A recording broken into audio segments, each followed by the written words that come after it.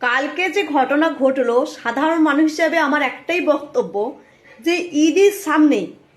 ইডির সামনে মুখ্যমন্ত্রী ফাইলগুলো, হার্ড ডিস্কগুলো, মোবাইলগুলো নিয়ে চলে গেল, ইডি রেড করছে। তাহলে সাধারণ মানুষ কি বোকা হচ্ছে?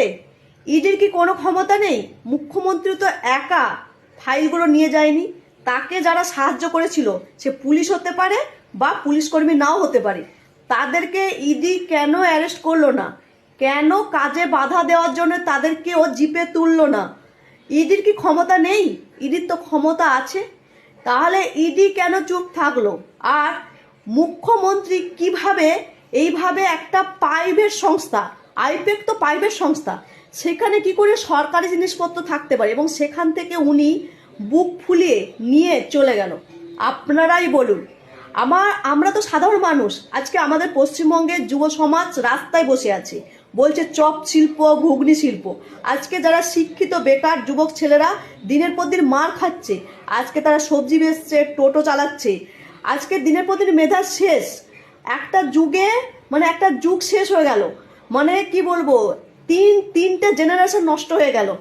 কিন্তু আমার কথা হচ্ছে ইডি সিবিআই কোনো কাজ করছে না। কাজ যদি করতো, চোখের সামনে এইরকম ঘটনা ঘটতে পারতো? আমি সাধারণ মানুষ, আমাদের ট্যাক্সের টাকায়, জনসাধারণের ট্যাক্সের টাকায় ইডিদের বেতন দেওয়া হয়।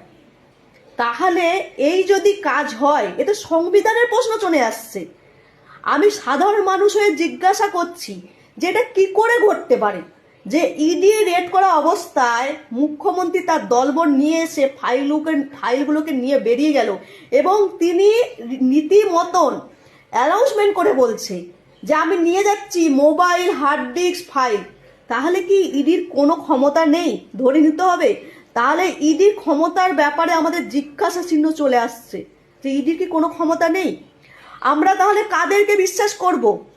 একের পর এক ছেলেপুলেরা বসে গেছে রাস্তায়, চাকরি পাচ্ছে না। শিক্ষক থেকে ডাক্তার থেকে শুরু করে সমস্ত ডিপার্টমেন্ট, কোনো ডিপার্টমেন্টটা বাকি নেই, সবাই রাস্তায় বসে আছে।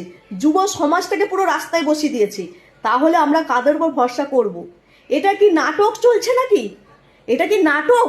আপনারা বলুন তো, এটা কি নাটক? এই যে ঘটনাটা ঘটলো, এটা কি নাটক চলছে? হ্যাঁ, এটা কি হচ্ছে? নিজেরা লড়াই করে মরছো আর ওপরে ওপরে সেটিং হচ্ছে, তাই নয় কি?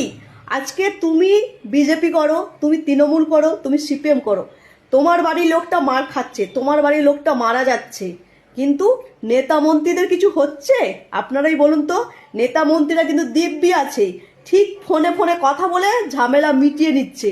আর তোমার বাড়ির লোকটা মরছে, তাই বলছি দল করার আগে নিজের ফ্যামিলির কথা ভাবো। এই রাজনৈতিক দল মোটেও ভালো নয়, শুধু নিজেদের সুবিধাটা বসবে আর তোমাদেরকে খেপিয়ে দেবে, সাধারণ মানুষকে খেপিয়ে দেবে। তোমরা লেগে পড়ো আর আমরা ঠিক আছি। আজকে একটার পর একটা ভাবুন, সেই অভয়ের কেসের কথা। অভয় কিন্তু সুবিচার পেল না। চাকরি চোর কিন্তু বাইরে বেরিয়ে এলো ফুল বৃষ্টির দ্বারা। তারপরে গরু চোর, তিনিও কিন্তু বাইরে ঘুরে বেড়াচ্ছে, বেরিয়ে এসে কিন্তু পুলিশের মা মাসি এক করে দিল। এই হচ্ছে ঘটনা, নারদা কাণ্ড। চোখের সামনে সমস্ত নেতা নামের চোরগুলো দিনের পর দিন টাকা দিল, এত কিছু ঘটলো, কিন্তু কি ফল হলো? এই নাটক কি সাধারণ মানুষ দেখবে না ভরসা করবে? সত্যি কি হচ্ছে বাইরে?